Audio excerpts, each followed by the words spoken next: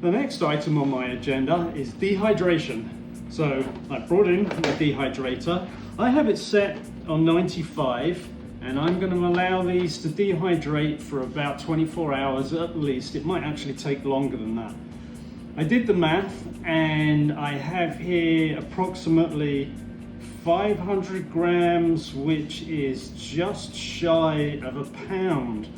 And something else I should tell you is that the standard shelf on a dehydrator, this one anyway, looks like this. However, I've busted out at least one set of grids because I like the space. I like to have nice big chunks. And so the next thing is for me basically just to break this up and dry it up. Once it's dried out, I'll put it in a grinder and then put it into capsules and hopefully end up with something that looks a little bit like this. My plan is to take about 25 grams of dry weight, and bearing in mind that mushrooms typically have like 90% moisture levels, so I'm going to be left with about 40 or 50 grams of dry weight, and I'll take 25 of that and put it into a capsule machine. That way I know that when I make these that they're going to be about 250 milligrams each, and I'll have 100 of them. And bearing in mind that in the stores you can pay upwards of 50 or 60 bucks, and I paid $30 or so for the grow block.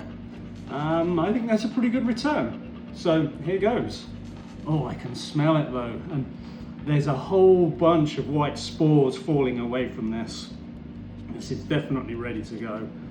You can feel these wet chunks and the smell of it is just amazing. I love this stuff. Lion's mane is quite definitely my favorite mushroom. Look at these hairs, look at that, isn't that beautiful?